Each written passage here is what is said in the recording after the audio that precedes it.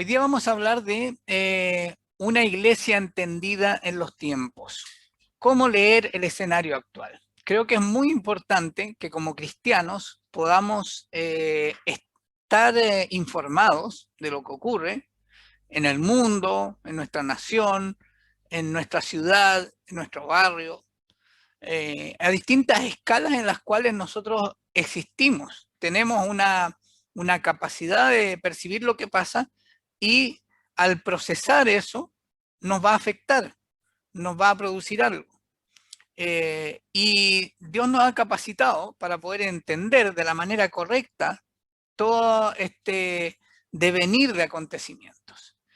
Si nos fijáramos solo en lo que ocurre como acontecimiento, muy probablemente no alcanzaríamos a tener un entendimiento y seríamos afectados cambiando nuestro ánimo, cambiando nuestro entendimiento, complicándonos o confundiéndonos, porque las cosas hoy día mutan, se transforman de manera muy rápida.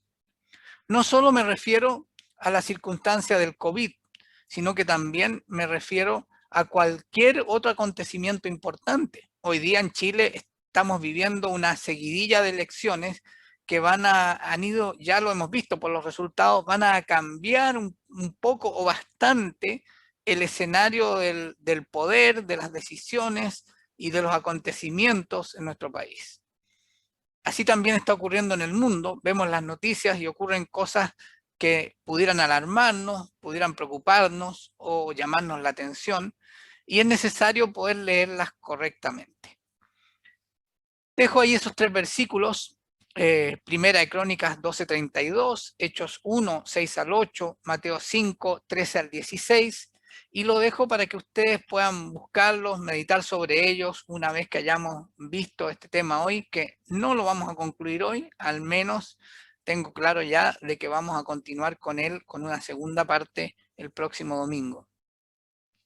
Sí quiero mencionar lo que dice Primera de Crónicas 12:32. Lo he mencionado en otras ocasiones, quiero recordarlo.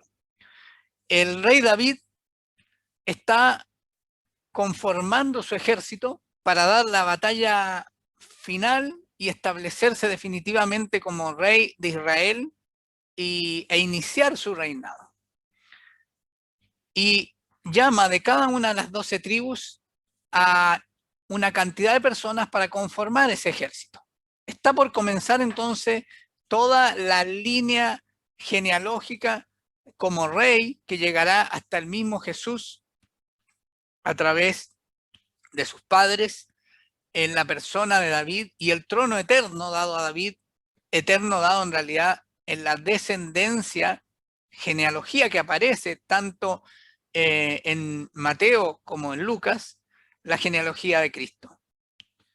Sin embargo, hay que recordar que para llegar a ese punto, David tuvo que sujetarse con mucho discernimiento a la voluntad de Dios, porque él ya fue ungido como rey mientras Saúl seguía siendo rey, y Saúl había sido ungido como el primer rey de Israel, pero él se apartó de Dios, tomó decisiones solo y Dios lo desechó, pero no terminó su reinado, lo desechó nombrando un nuevo rey, y entonces pudiera haber entendido David que había 2 reyes y que si Dios lo había nombrado a él a través del profeta Samuel, él tenía todo el derecho a derrocar a Saúl. Pero él entendió que no, que quien debía sacar a Saúl era Dios mismo y que ahí recién comenzaría su tiempo.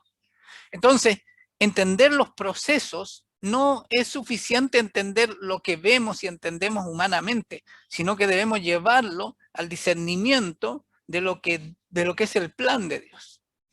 David pudo hacerlo muchas veces y por eso su corazón era conforme al corazón de Dios. Pudo hacerlo muchas veces realmente considerando más que su propia voluntad la de Dios.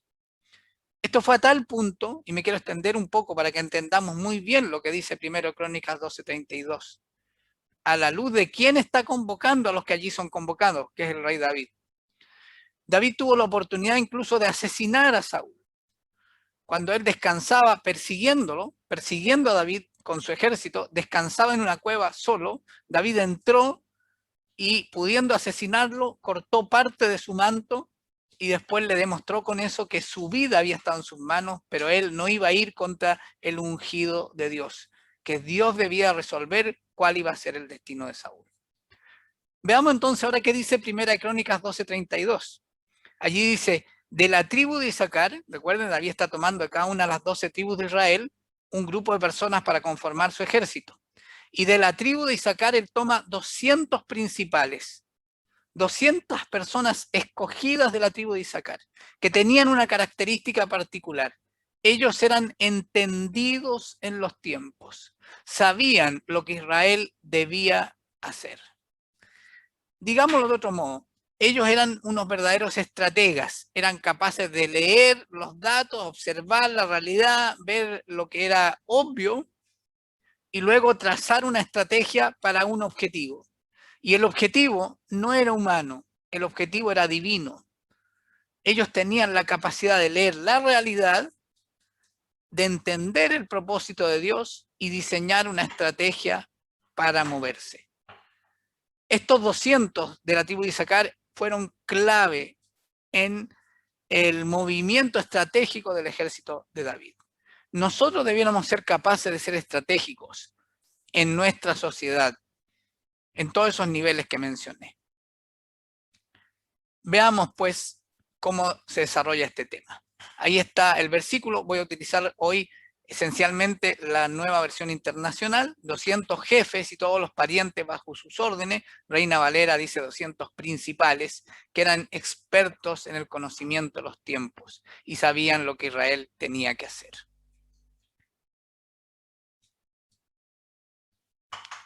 Parte de lo que voy a compartir hoy no es nuevo. El Señor le fue dando forma a una preocupación, una pregunta que me hacían pastores el año 2015 respecto a cómo como iglesia debíamos reaccionar a los desafíos, lo que se conocía como desafíos éticos, de manera muy limitada, porque se le daba ese título a ciertas cosas solamente que estaban surgiendo como nuevas leyes en la sociedad chilena, cómo debíamos reaccionar como iglesia. Y Dios me llevó a compartir con ellos que esa mirada era estrecha porque no consideraba otras dimensiones de la existencia humana, pero además no veía las cosas como procesos, solo se concentraba en acontecimientos. Una ley que estaba siendo discutida, que podía ser o no dictada. Otra ley después, una opinión de alguien que podía generar una iniciativa de ley. O sea, acontecimientos puntuales, sin ver de que habíamos llegado a ese punto por algo, que había un proceso que nos había llevado hasta allí. Entonces quiero insistir en esto. Poder comprender los tiempos no es suficiente saber lo que ocurre, sino que hay que poder distinguir cuál es el proceso que llevó a que eso ocurriera y hacia dónde apunta además eso. ¿No? Una línea de tiempo y no una raya en una línea con una fecha y algo que ocurrió.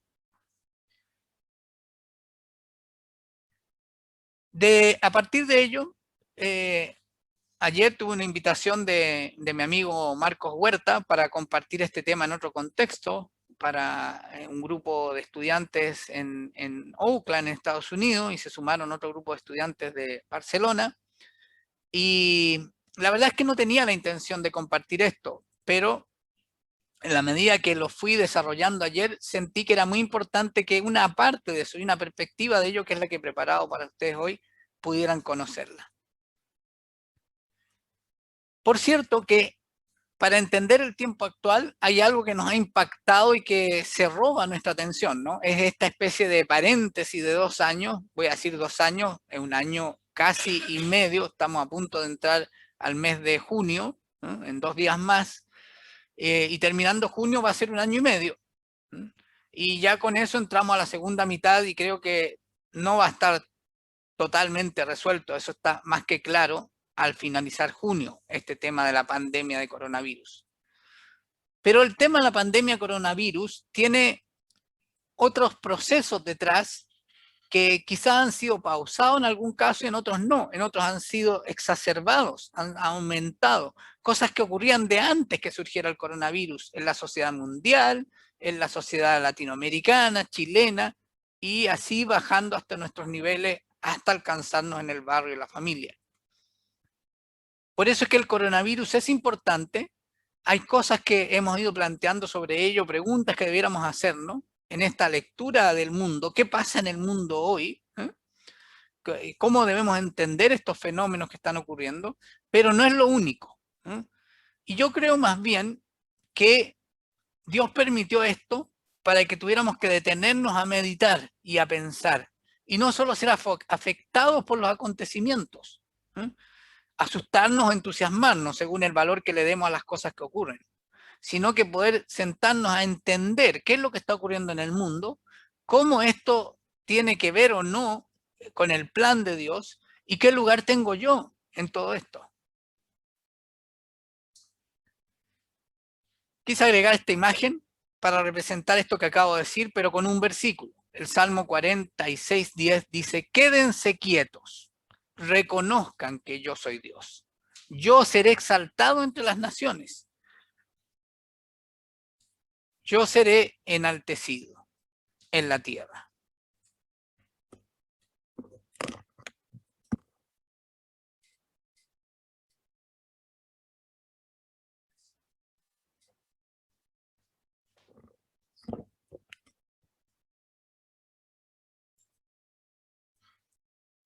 Perdón, estaba compartiendo otra pantalla.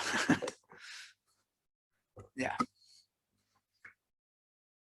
Desde aquí van a poder ver lo que estoy diciendo.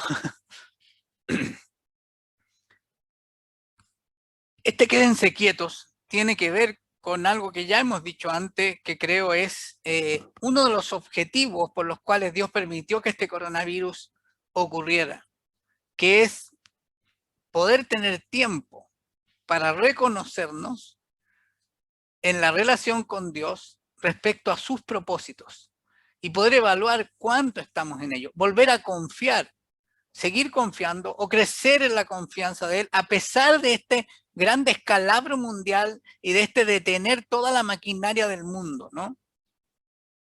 Y de estos temores que se han despertado. Él afirma aquí, cuando nos quedamos quietos, y nos tuvimos que quedar quietos en casa, ¿m? Que Él será exaltado entre las naciones y será enaltecido en la tierra. Lo segundo tiene que ver con que pareciera que al no poder salir, al no poder visitarnos, al no poder estar juntos, nos hemos dado cuenta de que necesitamos de los demás y los demás necesitan de nosotros. Pero para ser sincero, esto no lo ha producido el coronavirus. El coronavirus solo nos ha mostrado nuestra incapacidad para desarrollar esos vínculos sanos y para invertir en ellos, porque hay tantas cosas, hay tanto afán en nuestra vida que invertimos poco en la relación con los demás. Lucas 10:27 resume todo el mandato, la voluntad y la ley de Dios en ama al Señor tu Dios con todo tu corazón. Cuando mi corazón está lleno de temor, está lleno de dudas, es difícil que exprese amor, comenzando por Dios. Me cuestiono, ¿y dónde está Dios en todo este problema mundial? ¿Mm? ¿Cómo me va a salvar si yo también he sido afectado? Mucho menos que muchas personas, pero he sido afectado, me siento afectado. Entonces debemos cambiar nuestro entendimiento, amar al Señor con todo nuestro corazón, con todo nuestro ser, espíritu, alma y cuerpo, con todas las fuerzas, con toda la mente.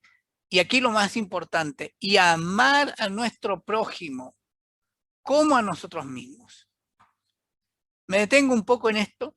Para poder leer el mundo, hay ciertas cosas también que tienen que estarse produciendo en nosotros, porque si no vamos a estar lidiando con nuestros propios problemas, con nuestras propias batallas, y entonces el mundo va a ser un estorbo y solo nos va a alimentar los mismos temores, las mismas dudas que surgen de nuestra propia condición. En estricto rigor, necesitamos, al menos en paralelo, vivir el proceso de transformación al que nos invita Jesucristo, esa vida plena y abundante que Él nos entrega, en su palabra lo dice así, junto con poder leer el mundo y saber el lugar que tenemos en él. Esa transformación en nosotros tiene que ver con el como a ti mismo, porque si yo estoy luchando conmigo mismo, no me voy a poder amar a mí mismo verdaderamente, independiente del discurso que le diga a los demás, lo que muestre en Facebook, Twitter, TikTok o la plataforma que sea.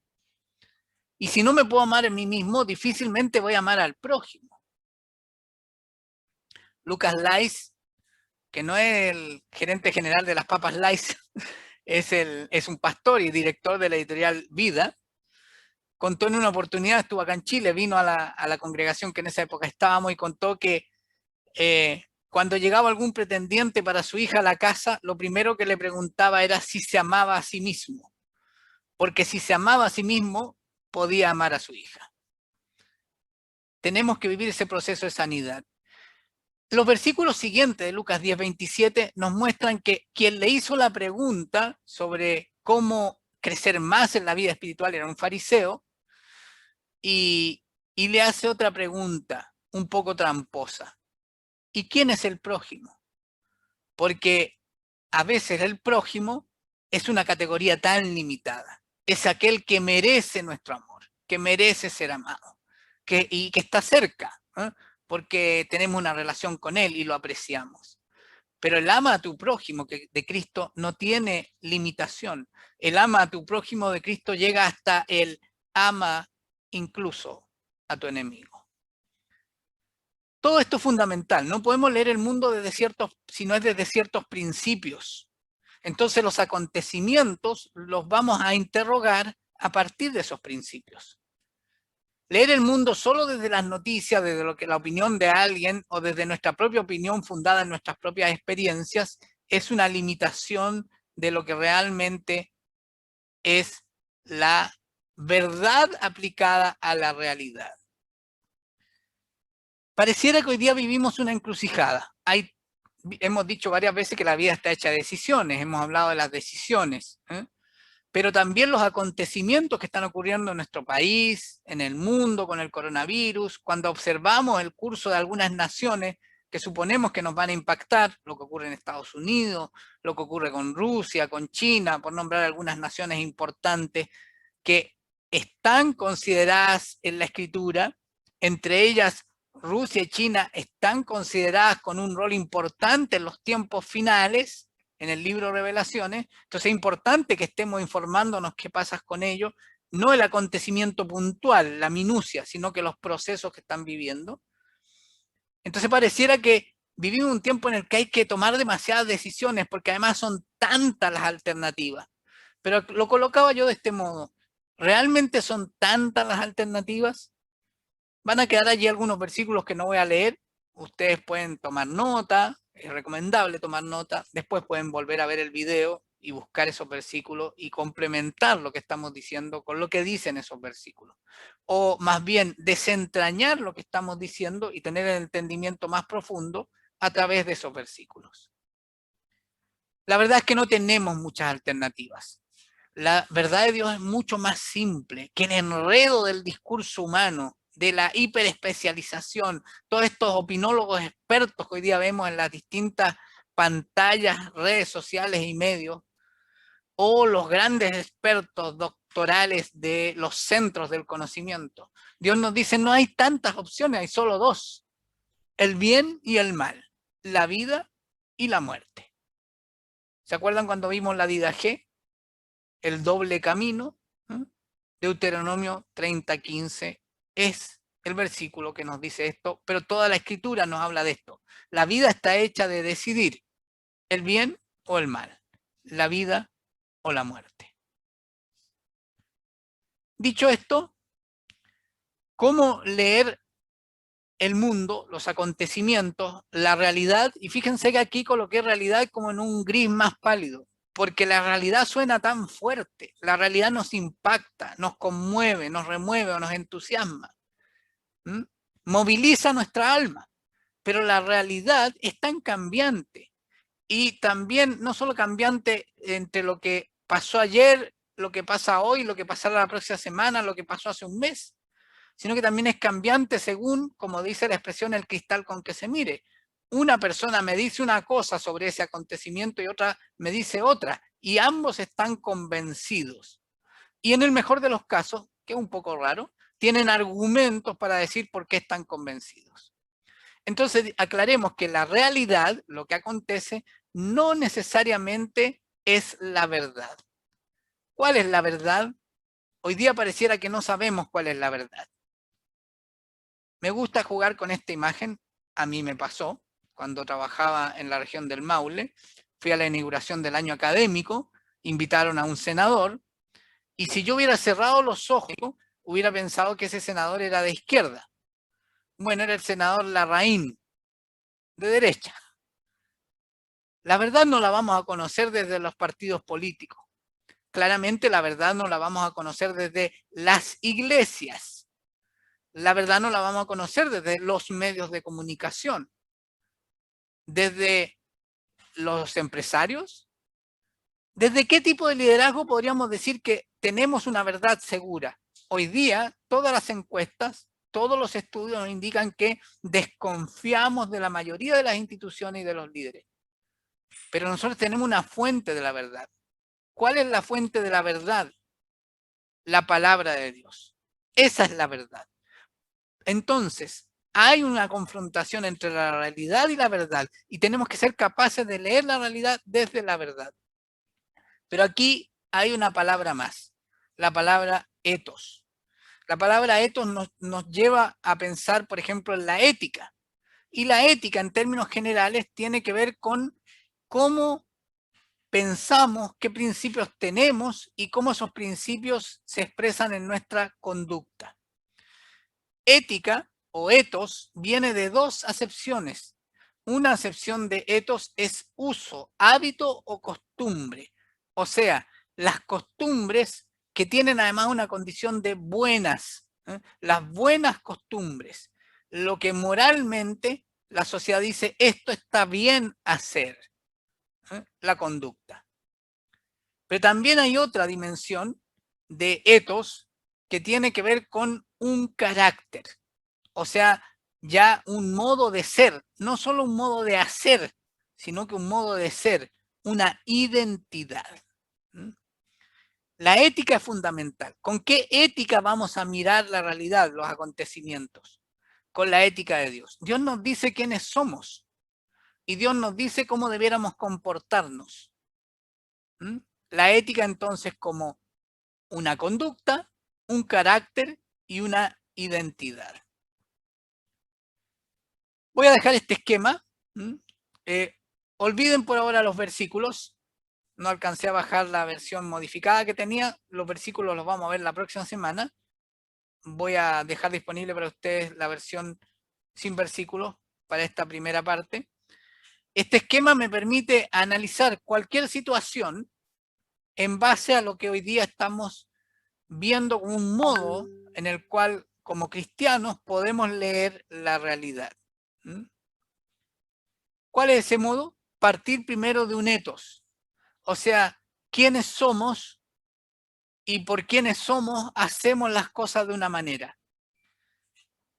Nosotros somos una agrupación de personas dentro de otra agrupación de personas. No somos de este mundo, pero estamos en este mundo. Y entonces somos una especie de contracultura respecto a lo que en general la gente piensa, la gente que no tiene a Dios en sus vidas. Pero esto no significa que tengamos una guerra con ellos. Significa que somos llamados a mostrarles esta que es la verdad, ¿no? Somos sal, preservamos la verdad y somos luz, disipamos la oscuridad. Entonces, leemos cualquier situación desde quiénes somos. Y es importante entender por qué otros tienen otra identidad, creen que son otro tipo de ser creado o no creado, ¿no? Y que se comporta de otra manera. Esta situación que vamos a analizar, por ejemplo, qué está pasando en Chile hoy, qué está pasando en el mundo hoy con el coronavirus, cuánto nos impactará lo que está pasando con Estados Unidos o China o las disputas en el Medio Oriente. Bueno, cualquier situación tiene que ver con quiénes somos y cómo nos comportamos, y cómo son ellos y cómo se comportan, y no ellos en particular, por ejemplo, los norteamericanos, los palestinos, sino que los que no tienen a Dios en su vida. A su vez, esta situación tiene un origen que es natural. Alguien hizo algo a lo largo del tiempo, varias cosas que llegaron o permitieron a que esto que hoy día estamos viendo ocurra. Pasaron muchas cosas para que ocurriera el estallido social del 2019. Y eso mismo llevó a un plebiscito y hoy día a una comisión constitucional. Y ocurrirán otras cosas más. Ya hicimos el ejercicio de leer eso como proceso histórico y luego leer el otro origen, el origen espiritual de esa situación, que tuvo pasos previos que llegaron hasta este punto en que podemos ver lo que está ocurriendo ahora como una lectura espiritual.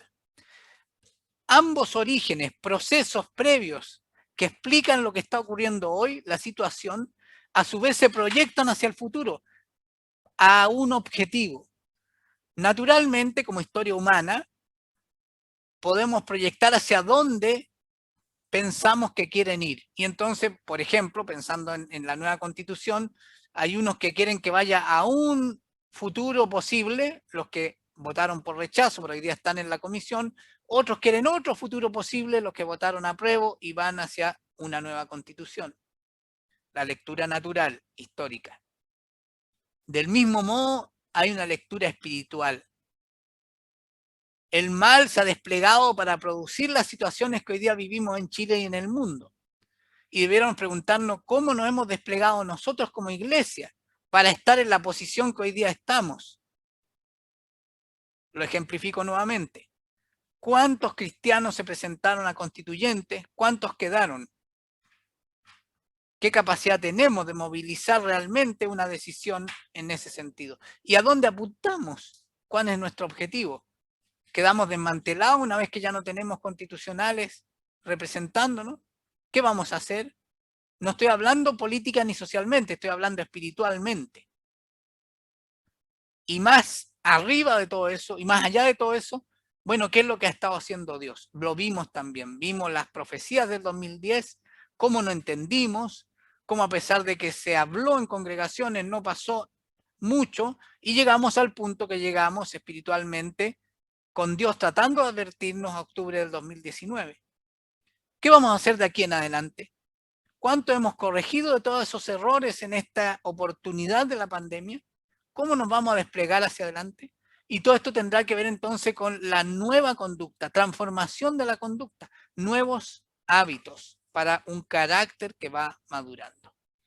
Esto es un esquema.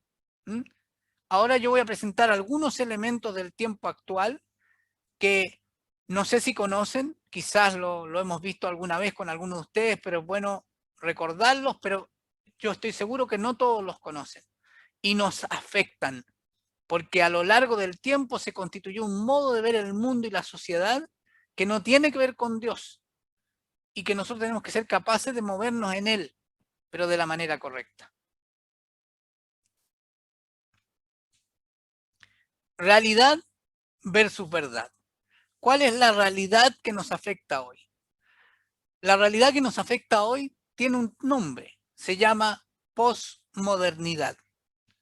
Es un título que le dieron algunos estudiosos al tiempo que vivimos. Es como diciendo, ya pasó la época moderna, un poco para hacerla más cercana hablamos de la época contemporánea, pero la época contemporánea tiene todos los elementos estructurales, funcionales de la época moderna, la ilustración como modo de pensamiento, la preeminencia de la razón, la tecnología, el surgimiento de la democracia y de las repúblicas democráticas, etcétera. Todas las características, un tipo de economía de la época moderna. Pero estos autores dicen esa época pasó.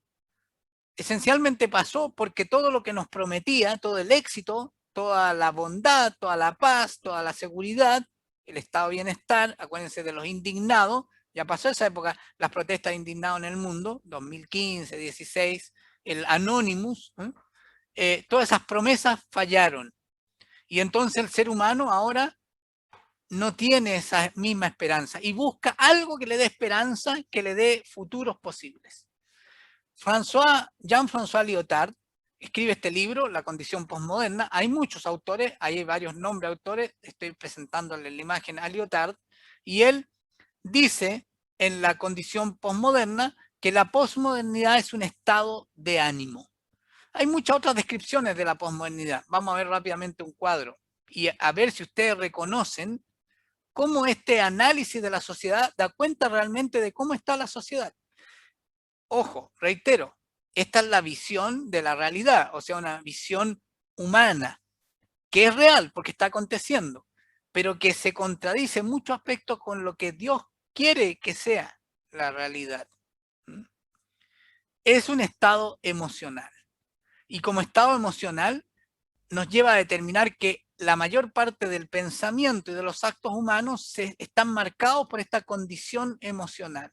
Y no es una tan buena condición emocional, porque recuerden, surgió de que nos defraudamos de las promesas de la época moderna, del bienestar, de la paz, de la seguridad, y estamos buscando qué podría darnos nuevamente esos propósitos para nuestra vida personal y para la familia y la sociedad. El pastor Sugel Michelin, hablando de la posmodernidad, es un tema que se ha hablado mucho en los últimos años, estoy hablando de los últimos 6, 7, 8 años probablemente, porque afecta también a la iglesia, afecta a nuestra vida, describía las características de la posmodernidad. La primera ya la dijimos, el estado de ánimo. La segunda también, la desilusión. La tercera también la explicamos, la época de la ilustración fracasada, y entonces viene desilusión y desánimo. Pero otra característica es el rechazo a toda autoridad, la falta de confianza en la autoridad institucional y personal. Otra característica es el rechazo de la realidad como algo objetivo y observable. Claro, yo veo que ocurrió algo, pero cada uno tiene una opinión y cada opinión es una verdad y cada verdad es válida. Por eso el punto 8, ya no existe una verdad, hay muchas verdades y como hay muchas verdades, se murió la verdad. Es una época de desilusionados de todo lo bueno que ocurrió a finales del siglo XIX. Y es una época en que la trascendencia existe, pero también como la verdad toma tantas formas, se puede trascender de formas tan distintas que ya deja de existir la verdadera noción de trascendencia, que es espiritual. Y hoy día podemos trascender en una medalla, en ganarse otro millón más, en ser famoso, en el espectáculo, ser famoso por los likes, los me gusta o las veces que se ha visto un video en TikTok, en YouTube, ¿no? Podemos trascender ya de tantas formas que ya no tiene sentido la trascendencia. Todo esto trae una serie de consecuencias. Una de ellas es el relativismo. Hay otras aquí que ya se sacaban por deducción inmediatamente. No hay la verdad, hay una crisis de la autoridad, no existen los valores morales absolutos, o sea, no hay una conducta superior, válida para todos, que sea buena. Hay muchas conductas. Si a ti te funciona, está bien. Si no afecta al otro, está bien. O sea, una relativización, el punto 2, de todo, incluido los valores morales, o sea, la ética, con lo que partimos. Ya no podemos decir un modo de comportarse, un tipo de carácter, una identidad es la verdadera. Dios nos hizo de una manera y todos los seres humanos como criatura tenemos ese sello. Pero hoy día no. Hoy día nuestro estado de ánimo puede determinar quiénes somos. Hoy día un hombre que se siente mujer puede volverse mujer. Completamente mujer, entre comillas, en apariencia. Toma drogas, se opera y se vuelve externamente mujer. Y por dentro él lo hace porque sentía que era mujer. He compartido en estos días el ejemplo de Richard, Paul, no me acuerdo el nombre pila, Jenner, casado 3 veces, con varios hijos e hijas, uno sus matrimonios con la Kardashian, o sea, es medio padre de las Kardashian, estas niñas famosas, creo, en los medios digitales, pero un hombre que, un gran atleta con medallas olímpicas, un hombre que un día, por ahí por el 2015, decide hacer lo que él siente que es, se convierte en mujer y hoy día ese hombre que es, entre comillas, mujer, tiene como pareja a otra mujer. Ese es el estado actual, ¿no? Hay muchas otras cosas, lo grafico con esa, que es la que nos choca más, pero eso pasa con la política, pasa con la economía, pasa con los conceptos de la educación, de la familia. Está todo tan diverso, disperso, relativo, fragmentado, que esta hiperlibertad ha terminado convirtiendo todo lo que era en nada. Agreguemos a ese cuadro lo que nos comparte el filósofo de origen asiático, pero de carrera en Europa y Estados Unidos, Byung-Chul Han, cuando describe esta sociedad posmoderna como algo incluso superado. Y él dice, ya ni siquiera es la sociedad posmoderna, que es una sociedad del control, del deber, como dicen otros autores, sino que ahora vivimos una sociedad del cansancio. Quiero que veamos un breve video sobre cómo describe Byung-Chul Han esta sociedad del cansancio.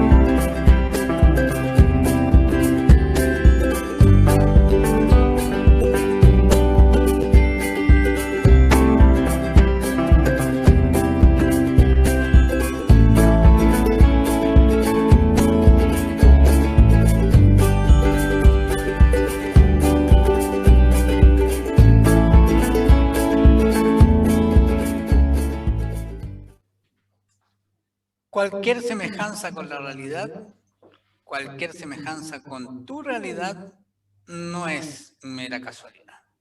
Porque hay un sistema que trabaja para que esto sea así.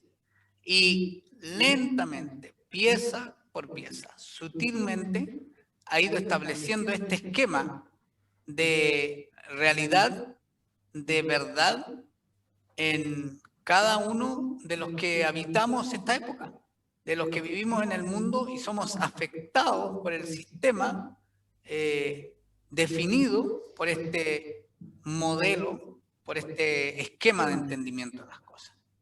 Voy a puntualizar lo que aparecía en el video. Esta sociedad del cansancio nos convierte en máquinas de rendimiento, ya sea porque rendimos para alguien o porque nosotros mismos nos autoasignamos tener que cumplir con el hacer. Somos lo que hacemos. La propia iglesia ha caído en eso. La iglesia se define muchas veces por un programa de actividades y tú eres miembro, eres más miembro de ella mientras más actividades estés.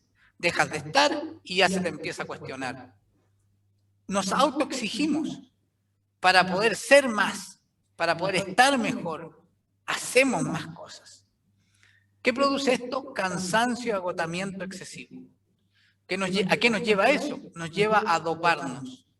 No necesariamente doparnos con pastillas, nos dopamos con Netflix, nos dopamos con Facebook, nos dopamos con YouTube. Bueno, hay muchas maneras de doparse, con los videojuegos u otras cosas. Esto genera distintos tipos de cansancio. Decía, un primer tipo de cansancio es el que nos separa. Como estamos agotados, estamos hiperactivos, haciendo muchas cosas, la comunicación se dificulta. Y como se dificulta, cuando se da, tiene características violentas. Tenemos poca tolerancia, poca capacidad para expresar y para oír. También se puede dar un cansancio fundamental. No es uno u otro, pudiera ser una mezcla de ellos. El cansancio fundamental es que hago tanto que llego a quedar en una casi incapacidad de hacer, ya sea por agotamiento físico, mental, anímico, o porque me llego a convencer de que aunque hago mucho, no soy capaz de hacer todo lo que debiera hacer. Cuando habla de cansancio despierto, se refiere a que esta condición de estar con la atención en muchas cosas, que es una condición actual, ha bajado nuestra capacidad de concentrarnos. Hacemos muchas cosas, pero las hacemos por encima, las hacemos por arriba. No podemos enfocarnos en algo porque estamos haciendo muchas cosas. Y eso cansa. El cansancio profundo tiene que ver con que con todos estos otros factores nos vamos desconectando de los demás. Y ya todas las cosas valen lo mismo. Nada es más importante que otro, nada es más significativo que lo otro. Y esto puede generar depresión, puede generar ansiedad. También se nos produce una dificultad para despejar la mente. Ya no hay tiempo para meditar, para estar tranquilos. Recuerden el versículo del Salmo que veíamos al principio. Estad quietos, escuchad. No hay mucho ruido, no solo afuera, también en nuestra mente, en nuestro corazón, en la agenda de lo que tenemos que hacer. Todo eso nos dificulta comprender a la sociedad porque solo vemos destellos. Esto pasó, esto dijo alguien y no entendemos los procesos que responden a una estructura o a varias en realidad. Me he concentrado en esta hora. Pero nuestra sociedad actual tiene mucho posmodernidad todavía y tiene bastante de esta descripción de la sociedad del cansancio. Ser realistas, nos dice el video. Saber nuestras capacidades. El video apunta no a un interlocutor cristiano, apunta a una persona común y corriente. Hoy día hemos apuntado mucho a tener claro que la realidad no es la verdad. Entonces, ser realista no es creerle a la realidad, sino que ser realista es llevar todas estas problemáticas a la verdad y ver qué nos dice Dios sobre todo esto. No es que seamos súper capaces o incapaces, somos todo lo capaces que necesitamos ser, porque Dios nos creó así. Pero nuestras capacidades no solo son talentos o habilidades, sino que nuestras capacidades también son espirituales. Nuestras capacidades son del cuerpo, del alma y del espíritu. Pero aún cuando nuestras capacidades están débiles, Dios puede hacer grandes cosas en nosotros y con nosotros. Porque Él se gloría en nuestra debilidad. Entonces, debemos entender de un modo muy distinto esto de saber nuestras capacidades. El penúltimo punto sí que es clave porque nos afecta. Creo que la pastora lo estuvo trabajando en el discipulado y quizás sería bueno que lo conociéramos todos. Poner límites, saber decir no. La Escritura nos dice que tu sí sea sí, que tu no sea no. ¿Podemos cambiar la sociedad? Sí. No según la votación que hicimos hace unos fines de semana y las que vendrán este año. También es parte de nuestro deber. Pero ¿cómo podemos cambiar la sociedad de manera más profunda, más permanente? Estando en el plan de Dios. Y el plan de Dios comienza por algo que sí decía este video. Comencemos por cambiar nosotros. Hemos hablado de los hábitos, hemos hablado de tantas cosas que nos son útiles para saber cómo cambiar. Si nosotros estamos en el proceso de cambio, seremos factores de cambio en los distintos espacios de la sociedad en que nos movemos, pero debemos entender qué está pasando con los demás, especialmente con los que no conocen a Dios. El mensaje del Evangelio en medio de un mundo en el cual ocurren cosas que a veces no entendemos. 1 Corintios 10:23 dice, todo está permitido, pero no todo es provechoso. Todo está permitido, pero no todo es constructivo. Dios nos dio libertad. Y hoy día el mundo dice, tenemos absoluta libertad. Usa toda tu libertad. Y Dios nos dice, sí, todo te está permitido. Tienes libertad absoluta, pero no todo te es provechoso. Y no todo te edifica. Por eso es que necesitamos un ethos, un parámetro de conducta, de carácter, de identidad, saber quiénes somos, por qué fuimos creados, por qué estamos aquí, cuál es el proceso que estamos viviendo y hacia dónde vamos. Solo así podemos entender lo que ocurre en el mundo y hacia dónde va cada hecho.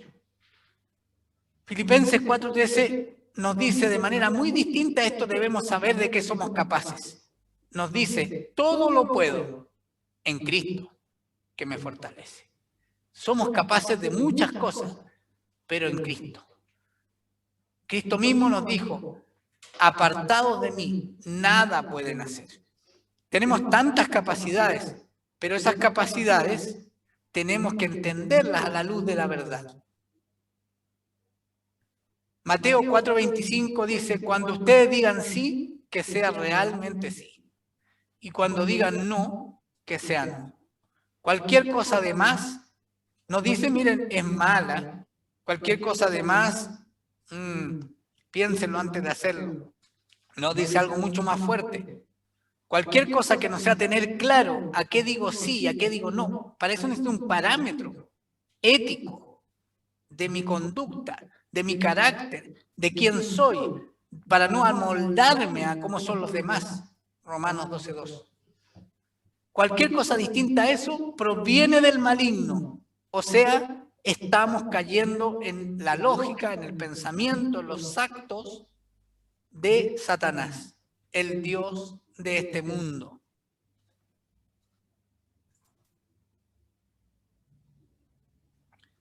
Byung-Chul Han nos dice entonces que esta sociedad del cansancio, esta sociedad afectada por esa hiperactividad del poder, produce depresión. No sé si recuerdan, bueno, agreguemos eso de que esa depresión nos lleva a las drogas y las drogas a terapia. Esa es la solución que ha dado el mundo. La solución que Dios nos da es los procesos de sanidad con el Espíritu Santo, por ejemplo, la plomada divina, y la disposición a la transformación. Hace unos domingos atrás, 2 domingos atrás creo, oramos por Chile y oramos por esto. Y esto que pasa en Chile pasa en el mundo. 1 de cada 5 personas con enfermedad mental, agosto de 2019. Universidad Católica de Chile. El modelo económico origina los problemas de salud mental. O sea, no solo un tema de estado de ánimo, tiene que ver con un modelo instalado en la sociedad. Esa era la Universidad de Chile. El 14 de abril de este año, al evaluar el deterioro de la salud mental en el mundo, Chile, el segundo país con más deterioro de la salud mental. Pero esto no lo produjo solo el COVID, este es un proceso que venía de antes. Recuerden, si tuvimos un estallido social, también tiene que ver con el deterioro de la salud mental. ¿Se acuerdan lo que decía Lyotard? Creíamos que podíamos lograr mucho, paz, seguridad, bienestar, y no fue así. El siglo XX comprobó que no era así. Primera Guerra Mundial, Segunda Guerra Mundial, las Torres Gemelas, los totalitarismos. A nivel de Chile, todo lo que ha pasado, el estallido social, es parte de un proceso donde nos desanimamos, nos deprimimos, ya no creemos en nada. porque nada nos resulta confiable. Eso es parte de un proceso intencionado. Terminábamos ese domingo con este último dato, otra pandemia, no la del COVID, que viene mucho antes y que va a seguir después de la del COVID si no hacemos nada. A más de un año de la llegada del COVID a Chile, un 32,8% presentó problemas de salud mental y un 46,7% síntomas de depresión. Con esto quiero mostrar de que lo que dice este análisis de la sociedad de la posmodernidad y lo que dice Byung-Chul Han sobre una sociedad del cansancio como una sociedad enferma, ya no enferma por virus externos, sino que por una neurológicamente enferma, por problemas mentales, el enemigo está dentro de nosotros, no fuera, es una cuestión que hay que abordar, hay que conocer. Este viernes, en la oración, una buena parte de los motivos de oración tenía que ver con depresión. Santiago 1:8 nos dice, el hombre de doble ánimo es inconstante en todos sus caminos. ¿Vamos entendiendo? Estos procesos históricos que el hombre que no cree ha sido capaz de analizar y descubrir cosas que son reales, tiene un significado más profundo. Es el despliegue del plan de Satanás para desarmar el plan de Dios en los individuos. Él no va a lograr desarmar el plan de Dios en el mundo y en la historia. Cristo ganó la batalla y la va a concluir, pero Satanás quiere que haya derrotas individuales.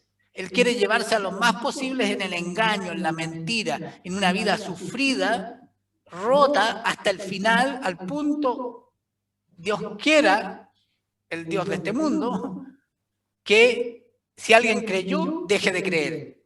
Y si no creyó, muera sin creer. Que hay un Dios que nos hizo de una manera y que va a cumplir ese propósito en nuestra vida y en el mundo entero.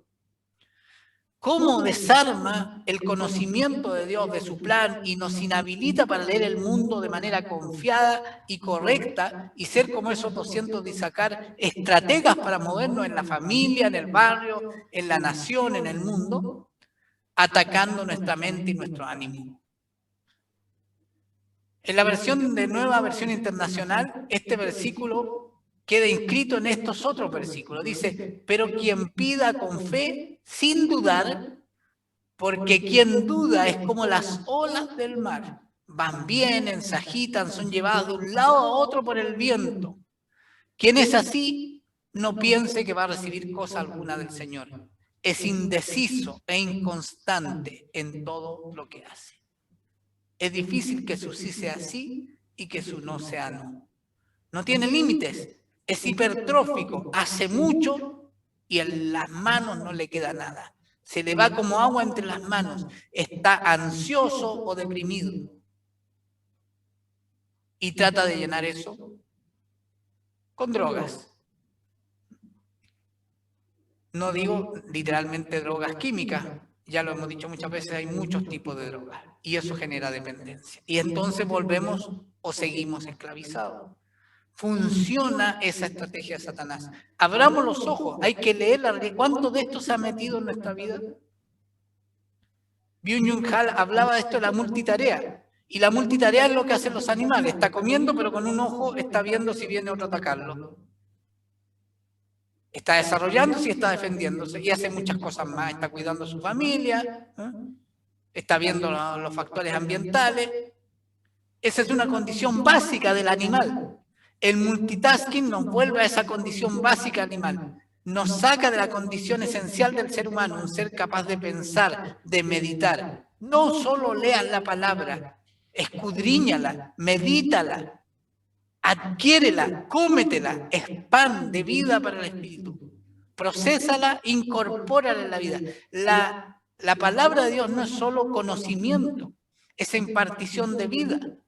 Pero cuando no somos capaces de meditar y de pensar, porque estamos mirando muchas cosas, estamos afanados, perdemos esa capacidad de leer el mundo y de entender cómo debemos movernos por quienes somos, según Dios nos ha dicho. Segunda Corintios 3, 16 al 18 dice, pero cada vez que alguien se vuelve al Señor, el velo es quitado. esta incapacidad de comprender, es quitada cada vez que alguien recibe al Señor. Pero ese velo va a despejarse totalmente cuando seguimos el proceso de transformación. ¿Y quién hace el proceso de transformación? El Espíritu Santo. Ahora bien, el Señor es el Espíritu, y donde está el Espíritu del Señor, allí hay libertad. Si vivimos los procesos de nuestra vida, el entendimiento del mundo, la lectura de los acontecimientos, con la lectura que nos permite el Espíritu Santo, con revelación y no solo con razonamiento, no solo con emoción sobre lo que pasa, que al final nos pasa, vamos a tener verdadera libertad, no la falsa libertad que nos ofrece la cultura actual. Así dice, todos nosotros que con el rostro descubierto reflejamos como en un espejo la gloria del Señor, somos transformados a su semejanza, con más y más gloria por la acción del Señor, que es el Espíritu Santo. El proceso de transformación en nuestra vida nos capacita para transformar el mundo, nos capacita para leer el mundo de manera correcta, porque cuando yo soy transformado entiendo porque conozco a Dios. Y como Dios me hizo a su imagen y semejanza, me voy conociendo mejor. Primera de Juan 1:3 dice, les anunciamos lo que hemos visto y oído. Y no está hablando de la televisión, no está hablando del diario, no está hablando de lo que alguien me dijo y yo oí y vi que me lo decían. Está hablando de la verdad, de la palabra de Dios. Anunciamos lo que hemos visto y oído para que también ustedes tengan comunión con nosotros. Y nuestra comunión es con el Padre y con su Hijo Jesucristo. Para entender el mundo que estamos viviendo, necesitamos verlo con los ojos de Cristo y oírlo con los oídos de Cristo. Pero no como una vestimenta, como un personaje, sino que como Cristo en nosotros. Cuando recibiste a Cristo, Él se impartió a tu vida, pero Él tiene que crecer en tu vida, tiene que crecer en mi vida. Solo allí voy a poder entender esta realidad que estamos viviendo de la manera correcta. Para ir terminando ya, me preguntaba cómo conocemos el mundo, cómo lo leemos en este tiempo que nos ha tocado vivir. Aclarando que conocer no es comprender. O sea, lo que yo conozco es información. La información se convierte en comprensión cuando yo la vivo, la experimento. ¿Cómo conocemos en el mundo de hoy? Con esto, con este aparatito, que seguimos llamándolo celular, pero en realidad es una supercomputadora. Pero esta vez es distinto. Porque si bien por inercia seguimos llamando teléfono celular a la supercomputadora ultraliviana que cada uno lleva consigo, este aparato es todo. Es, sí, un celular, pero es también una cámara de fotos, un televisor, un GPS, una consola de juegos, una filmadora, un navegador de internet, una linterna, un reloj despertador, una calculadora, un equipo de música y muchas cosas más. No solo es todo, está con nosotros en todo lugar y en todo momento, ofreciendo la promesa de un flujo ilimitado de contenido capaz de llenar el vacío de cada instante de nuestra vida. Y sin embargo, en esta era de hipercomunicación, los estudios muestran que la cantidad de gente que se siente sola jamás fue tan alta como ahora. Espero que ahora al ver este corto, y vamos a ver dos más, lo podamos leer de la manera correcta. Él nos está transmitiendo lo que estamos tratando de transmitir a través de este mensaje, de esta palabra que el Señor ha querido que compartamos. Él está describiendo la realidad, la está escribiendo muy bien. Y necesitamos hacer eso, necesitamos tener la capacidad de escribir muy bien los fenómenos que nos afectan. Esto nos afecta a todos. Nuevamente podría decir, cualquier coincidencia con la realidad, cualquier coincidencia con tu realidad, con mi realidad, no es coincidencia. Es una realidad que nos afecta y tiene una intención, de algún lugar surgió y apunta a un objetivo. Pero esta estupenda explicación de este investigador, debemos leerla a la luz de las implicancias espirituales que todo esto tiene. Y creo que ya hemos dicho varias cosas que cada uno de nosotros podría meditar y entender entonces cómo esta estrategia tan sencilla, ¿eh? Yo creo que ninguno de nosotros no cabe en lo que él describió respecto a este aparatito. Esa estrategia tan sencilla y tan omnipresente la ha utilizado el diablo para producir efectos en nuestra mente y en nuestro corazón. Y que de algún modo nos amoldemos a este mundo. De algún modo nos amoldemos al presente siglo, como dice Romanos 12:2. Las redes sociales y los medios digitales, modo de ser de multitarea. Mira, una recomendación práctica. Si tu WhatsApp suena en tu teléfono cada vez que te llega un mensaje, apaga la campanita. No seas como el ratón de Pavlov o el perrito Pavlov. Porque cuando suena, tú inmediatamente quieres saber quién te mandó un mensaje que dice, inevitablemente entras en la cadena de que tu tiempo ya no es tu tiempo, dejas de hacer lo que estabas haciendo y te metes en otra cosa. Y después tienes que volver a lo que estabas haciendo. Pero vuelve a lo que estabas haciendo medio en eso y medio en lo que ocurrió con el WhatsApp. Ya llevas dos cosas. Estás en eso y de repente, ¡ping!, la campanita de nuevo. Otra tercera cosa. Tú administra tu tiempo. Es solo un ejemplo. Si a alguien le cae, que nos sirva para aprendizaje. ¿Qué nos está pasando? ¿Por qué vivimos obsesionados por nuestras pantallas? Hoy desbloqueamos el celular 150 veces al día. Esto es una vez cada 6 minutos durante el tiempo que pasamos despiertos. Decidí investigar sobre el tema y llegué a una conclusión que me impactó. Lo que nos está pasando con la tecnología no es casualidad. La Universidad de Stanford está ubicada en el corazón de Silicon Valley, la cuna de las mayores compañías tecnológicas del mundo.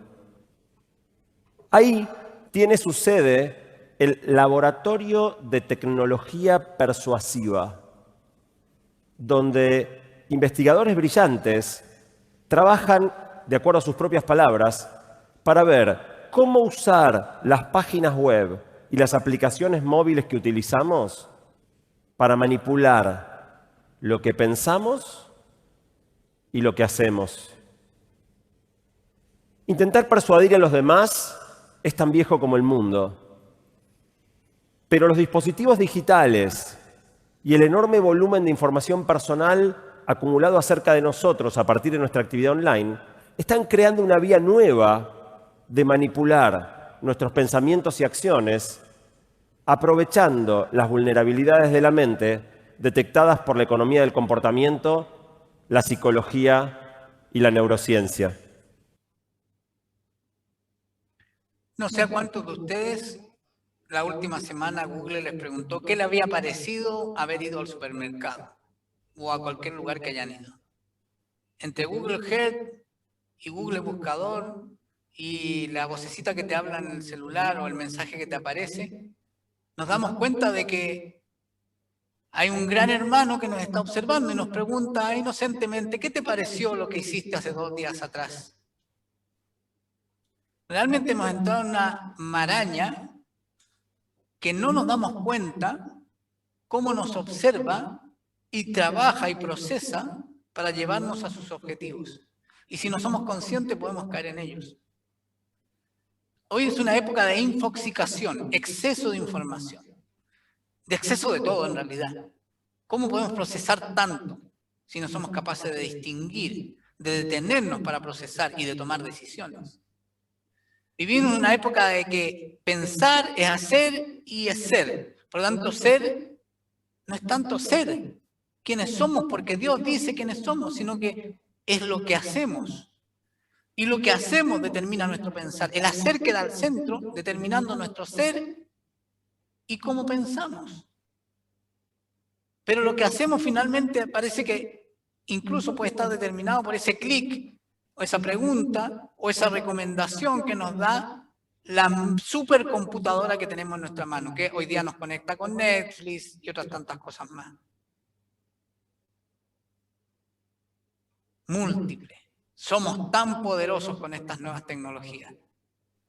Y no nos damos cuenta que estamos siendo atrapados en una tela de araña. Una dificultad cada vez más grande para concentrarnos. Este fenómeno empezó con la expectativa inicial de que todo en Internet tenía que ser gratuito.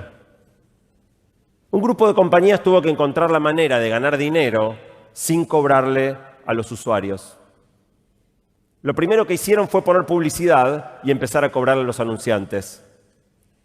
Después vino empezar a recopilar este montón de datos personales para ultra segmentar el mensaje que nos dan a cada uno.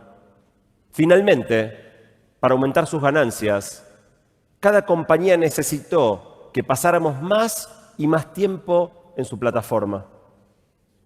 Así nació el hackeo de nuestra atención.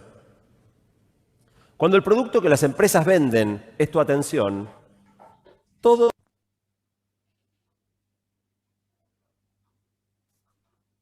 una dificultad cada vez más utilizado es tiempo que ellos no pueden vender a sus anunciantes. Por eso utilizan notificaciones visuales y sonoras y todo tipo de trucos para distraerte de cualquier cosa que estés haciendo, inclusive cuando estás usando las demás plataformas. El primer presidente de Facebook se convirtió hace un tiempo en un arrepentido. En una presentación contó que él y Mark Zuckerberg eran absolutamente conscientes al desarrollar la plataforma de estar explotando vulnerabilidades de nuestra mente para maximizar el efecto adictivo. Pero él no fue el único en reconocer el uso de estos mecanismos abusivos. Recientemente, el fundador de Netflix declaró que su mayor enemigo es el sueño. Su meta es que durmamos menos para que pasemos más tiempo mirando series. Si esto no es adicción, no sé qué es lo que será adicción. No sé si recuerdan además que pasamos varios domingos hablando de la necesidad de disipular nuestra mente. Si nosotros no disipulamos nuestra mente de la manera correcta, con el propósito correcto, desde el fundamento correcto, nuestra mente va a ser disipulada igual, por estrategias como esta. Estoy ejemplificando solo una a través de este video, pero hay todo un sistema determinado y orientado a disipular nuestra mente, a que no nos quede otra que entender las noticias, los acontecimientos de una manera, sin darnos cuenta que debajo hay un proceso desarrollándose que nos quiere llevar a un objetivo que no es el objetivo de Dios. Quebrando las relaciones humanas. Esa adicción genera necesidad de dopamina.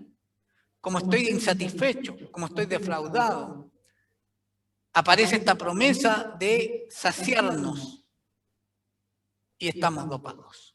No estamos tomando ninguna droga, estamos viendo Netflix, estamos en TikTok, estamos en Facebook, estamos tuiteando o cualquier otra cosa que nos dope.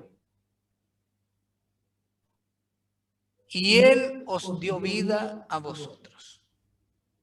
Claramente no es esta vida. Es la vida plena y abundante, en un mundo miserable. Él se compadeció de la miseria de nosotros. La misma miseria de hoy, que parece no serlo, porque estamos llenos de cosas, no como esos pobretones judíos a los cuales Él visitó hace 2000 años atrás. Es la misma miseria. Es la miseria de la vida plena y abundante. Cuando estabais muertos en vuestros delitos y pecados, en los cuales anduvisteis en otro tiempo, Él nos dio vida. En ese tiempo seguíamos la corriente de este mundo, conforme al príncipe de la potestad del aire, Satanás, el espíritu que ahora opera en los hijos de desobediencia, los que no tienen a Dios, entre los cuales también nosotros vivimos en otro tiempo, en los deseos de nuestra carne, haciendo la voluntad de la carne y de los pensamientos. Y éramos por naturaleza hijos de ira, lo mismo que los demás. La posmodernidad y la sociedad del cansancio afectan el ánimo de las personas. Los vuelve de doble ánimo, inconstantes. Entonces, totalmente disponibles para ser llevados por los vientos de este mundo, las corrientes de este mundo, sin darnos cuenta siquiera, pasito a pasito, detalle a detalle, cada vez que suena la campanita del WhatsApp. Efesios 4:14 nos dice, así ya no seremos niños, zarandeados por las olas y llevados de aquí para allá, por todo viento de enseñanza, las opiniones de los opinólogos, las explicaciones del COVID, las explicaciones de la vacuna, las explicaciones de las elecciones, las explicaciones de lo que pasa y que sabemos que nos impacta de algún modo, pero ¿sabemos cómo nos impacta? Podemos reconocer cómo Dios sigue siendo fiel, Dios sigue teniendo el control, Dios sigue teniendo un plan y que nos tiene incluidos en ese plan y en ese control y en esa fidelidad. Solo cuando dejamos de ser niños, dejamos de ser zarandeados y llevados de aquí para allá por las olas del mundo y de enseñanzas falsas, astutas, artificiales, de todos los que emplean artimañas y engaños para tratarnos de decir, esta es la verdad. Yo te explico la realidad. No, Señor. Yo doy gracias a Dios porque tú nos has entregado todas las herramientas para poder leer la realidad, entender el mundo y el tiempo que vivimos de la manera correcta. Papá, quiero darte gracias por todos los integrantes de Casa Iglesia y pedir que tú derrames sobre nosotros el discernimiento y el entendimiento para no estar desesperados o entusiasmados, para que nuestro corazón salte en un sentido u otro, nuestra mente se alíe con las explicaciones del mundo, sino que seamos capaces de conocer lo que ocurre en el mundo, de estar ocupados, de estar interesados, no por los acontecimientos, sino por cómo esos acontecimientos nos afectan a personas concretas como yo, y poder entender cómo en medio de esa necesidad tu palabra, tu verdad sigue siendo poderosa y necesaria para que seamos sal y seamos luz, con entendimiento, con buenas estrategias, con ánimo, con ganas nos levantemos, levantémonos y resplandezcamos, aunque tinieblas cubran la tierra y oscuridad las naciones, nos podremos levantar y traer sal y luz a cada uno de los espacios en que nos movemos. Gracias, papá, en el nombre de tu Hijo Jesucristo. Amén.